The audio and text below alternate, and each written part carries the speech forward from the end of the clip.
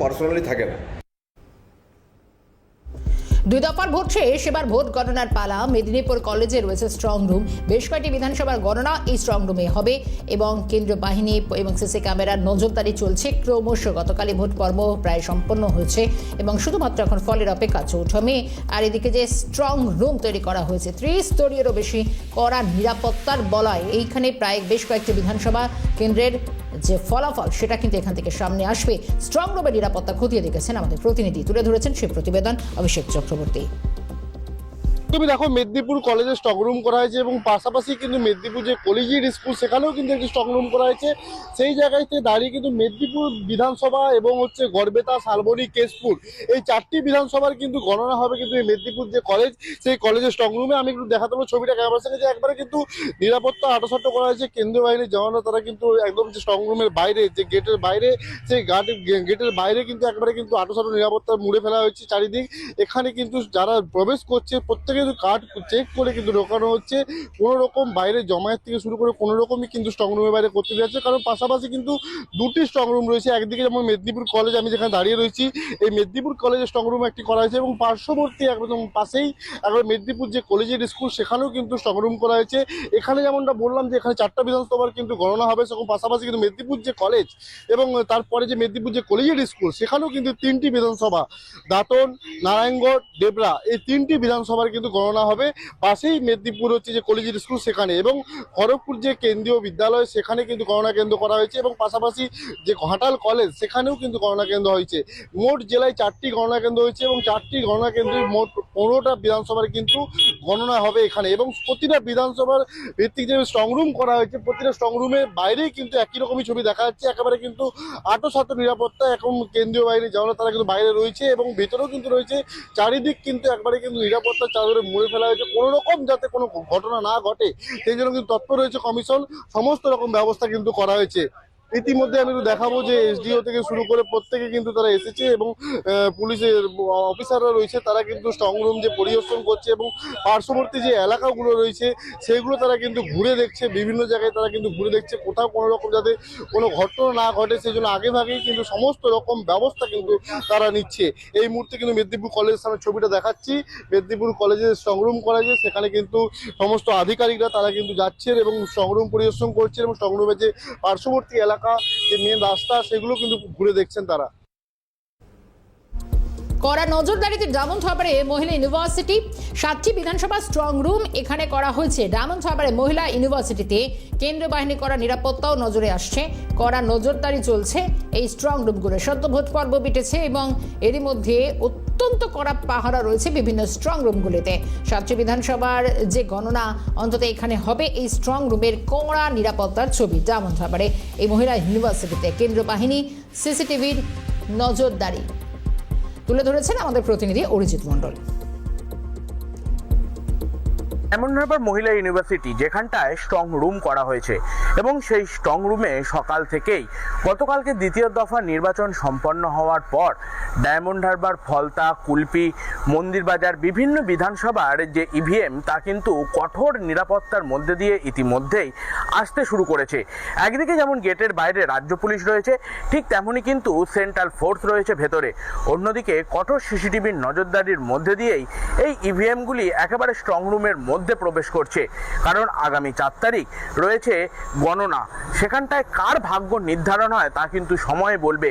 তবে তার আগে বিভিন্ন আধিকারিক অর্থাৎ বিডিও, এসডিও, অবজারভার থেকে শুরু করে কঠোর নিরাপত্তার মধ্যে দিয়ে এই যে সমস্ত ইভিএম গতকালকে নির্বাচন হয়েছে দ্বিতীয় দফার, সেগুলি আসছে এই মহিলা ইউনিভার্সিটিতে, যেখানটায় 24 ঘন্টা কঠোর নিরাপত্তার মধ্যে দিয়ে এই স্ট্রং রুমের মধ্যেই রাখা থাকবে প্রার্থীদের ভাগ্য নির্ধারণের ইভিএমগুলি। ডায়মন্ড হারবার থেকে অরিজিৎ মণ্ডল, ক্যালকাটা নিউজ। একের পর এক স্ট্রং রুমগুলোর ছবি আপনাদের তুলে ধরছি। একের পর এক নিশ্চিত নিরাপত্তার ছবি আসছে। এবার আরই ইন্দ্রাদেবী গার্লস কলেজ, ঝাড়গ্রাম, যেখানে 4টি বিধানসভার 176টি বুথের গণনা কেন্দ্র করা হয়েছে। পুলিশ, কেন্দ্রীয় বাহিনী, সিসিটিভির নজরদারিতে রয়েছে এই স্ট্রং রুমগুলি। এই স্ট্রং রুমগুলিতে কড়া নিরাপত্তার এখানেই কিন্তু 4 তারিখ ভাগ্য কার খুলবে সেদিকেই নজর থাকবে। ঝাড়গ্রামের 4টি বিধানসভা গণনা কেন্দ্রে এই স্ট্রং রুম বিদেশ ফেরা তুলে ধরেছেন সে ছবি। মতো বলবো যে 2026 বিধানসভা নির্বাচন ঝাড়গ্রাম জেলার যে 4টি বিধানসভা রয়েছে, ঝাড়গ্রাম, গোপীবল্লভপুর, নয়াগ্রাম এবং বিনপুর, সেই জায়গাতে দাঁড়িয়ে লক্ষ্য করা গিয়েছিল গত বিধানসভা নির্বাচনে চারটেই তৃণমূল বিপুল সংখ্যক ভোট পেয়ে জয়ী হয়েছিল। এবং তারপরে লোকসভাতেও দেখা গিয়েছে তৃণমূলের এখানে লোকসভা নির্বাচনও তৃণমূল জয়ী করেছিল। কিন্তু সেই জায়গাতে দাঁড়িয়ে এবারের লড়াই কিছুটা হাড্ডাহাড্ডি হয়েছে। এবারের লড়াইয়ে দেখা যাচ্ছে যে দুটি বিধানসভায় যেভাবে হাড্ডাহাড্ডি লড়াই লক্ষ্য করা গিয়েছে, গোপীবল্লভপুর বিধানসভা এবং ঝাড়গ্রাম বিধানসভা, সেক্ষেত্রে কিন্তু আশা করাই যেতে পারে 4টি বিধানসভার মধ্যে এবারে খাতা খুলতে পারে বিজেপি ঝাড়গ্রামে। এবং সেই জায়গা থেকে আমি একটা কথা বলবো যে ত্রিস্তরে যেভাবে নির্বাচন শেষ হচ্ছে, সেক্ষেত্রে কিন্তু দাঁড়িয়ে দেখা যাচ্ছে রানী ইন্দিরা দেবী যে গভর্নমেন্ট গার্লস কলেজ, সেই গার্লস কলেজে কিন্তু একদম কড়াকড়ি নিরাপত্তার বলে মুড়ে ফেলা হয়েছে। একদিকে রয়েছে কেন্দ্রীয় বাহিনী, অপরদিকে রয়েছে রাজ্য পুলিশ। এবং সেক্ষেত্রে পুরো এই স্ট্রং রুমকে রীতিমতো কিন্তু সিসিটিভি আওতার মধ্যে রাখা হয়েছে। কোন রকম ভাবে কোনো খামতি রাখতে নারাজ কিন্তু ইলেকশন কমিশন। একদম নিরাপত্তার মধ্য দিয়ে এই রানী ইন্দিরা দেবী যে গার্লস কলেজ রয়েছে সেই স্ট্রং রুমকে মুড়ে ফেলা হয়েছে। এবং দেখার বিষয়, যেহেতু 4 তারিখ রয়েছে এর ফলাফল, সেই ফলাফলে এবারে শেষ হাসি কে হাসবে, আদৌ কি এখানে বিজেপি তারা খাতা খুলতে পারবে, তা নিয়ে একটা চিন্তার ভাঁজ দেখা যাচ্ছে বিভিন্ন রাজনৈতিক মহলে। সেই জায়গাতে দাঁড়িয়ে হাড্ডাহাড্ডি লড়াইয়ের শেষে কিন্তু এই মুহূর্তে কিন্তু কড়া নিরাপত্তার মধ্য দিয়েই রাখা হয়েছে এই স্ট্রং রুম। এবং সকাল থেকে রাত্রি পর্যন্ত সিসিটিভি যেমন রয়েছে তেমনই রয়েছে। একদিকে যেমন রয়েছে তৃণমূলের যে সমস্ত ছেলেরা রয়েছে, তেমন বিজেপির তরফ থেকেও রাখা হয়েছে। কোন রকম ভাবে কোনো খামতি যাতে না থাকে এই স্ট্রং রুমে, তার দিকে কড়াকড়ি ভাবে লক্ষ্য করা হচ্ছে। কড়া নিরাপত্তা শ্রীরামপুর কলেজের ছবি দেখাবো, যেখানে 5টি বিধানসভার কেন্দ্রে গণনা কেন্দ্র করা হয়েছে। শ্রীরামপুর কলেজে কেন্দ্র বাহিনী রয়েছে প্রতিটি জায়গা মতো অত্যন্ত আঁটো নিরাপত্তা, সিসি ক্যামেরার বন্দোবস্ত রয়েছে, নজরদারিও চলছে। এবং কড়া নিরাপত্তায় যে একাধিক স্ট্রং রুমগুলি, পশ্চিমবঙ্গে প্রায় 294টি বিধানসভার গণনা কেন্দ্র, বিভিন্ন জায়গায় যে স্ট্রং রুমগুলি করা হয়েছে সেগুলোর কড়া নিরাপত্তা। এবার শ্রীরামপুর কলেজ, সেখানেও স্ট্রং রুম করা হয়েছে, অত্যন্ত কড়া নজরদারি রয়েছে শ্রীরামপুর কলেজ, কারণ এটি একটি স্ট্রং রুম। একের পর এক বিধানসভার যে গণনা কেন্দ্রগুলি সেগুলোই করা হচ্ছে অত্যন্ত বজ্র আটুনি এই মুহূর্তে কড়া পুলিশি বন্দোবস্ত। তৃণমূল কি জানাচ্ছে গোটা বিষয়ে, স্ট্রং রুমের নিরাপত্তার সঙ্গে গণনা সব মিলিয়ে কি জানাচ্ছে তৃণমূল, শুনবো। সময় বন্ধ হয়েছিল, 10টার সময় আবার এটা চালু করা হয়েছে। আমি আমাদের দলের উচ্চ নেতৃত্বদেরকেও বলেছি, আমাদের টিএমসি, আচ্ছা, আমাদের নেতৃত্বকেও বলেছি, তারপরে এটা চালু করা হয়েছে। তো পুলিশ আধিকারিকদেরকেও বলা হয়েছিল, তো তখন ওইখানটা পুরোটাই ফাঁকা ছিল। তো এখন এটা চলছে, আমরা এটা বসে দেখছি, সবাই আছে, আমাদের পার্টির সবাই রয়েছে। কতক্ষণ বন্ধ ছিল? 8টা থেকে বন্ধ ছিল, 10টার সময় অন হয়েছে। মানে কি কারণে বন্ধ ছিল মনে হচ্ছে? সেটা এখনো Technical জানি fault না, না কোনো টেকনিক্যাল ফল্ট কি হবে, তার ফারের কিছু একটা প্রবলেম ছিল এই কথা বলেছে। মানে যে সিসিটিভি তার ফার লাগিয়েছে সে এই কথা বলেছে যে টেকনিক্যাল ফল্ট হয়েছে। কড়া নজরদারি রয়েছে এবার শহীদ মাতঙ্গিনী মহিলা কলেজ, সেখানেও স্ট্রং রুম করা হয়েছে। পূর্ব মেদিনীপুর নিমতৌড়ির এই স্ট্রং রুমে 6টি বিধানসভার গণনা কেন্দ্র করা হয়েছে। একেবারে সিসিটিভির বন্দোবস্ত, তমলুক, পাঁশকুড়া, ময়না, নন্দকুমার, চণ্ডীপুর, এখানে প্রত্যেকটি বিধানসভা কেন্দ্রে গণনা হবে। ত্রিস্তরীয় নিরাপত্তা, দেখবো ছবি। আছি পূর্ব মেদিনীপুর জেলার তমলুকের নিমতৌড়ি, ঠিক জেলা শাসকের পিছনে। এখানে হচ্ছে শহীদ মাতঙ্গিনী মহিলা কলেজ। এই মহিলা কলেজে স্ট্রং রুম তৈরি করা হয়েছে। আর এই মহিলা কলেজের 6টি বিধানসভা কেন্দ্রের ভোটার যে ইভিএম বক্স সেখানে রাখা হয়েছে।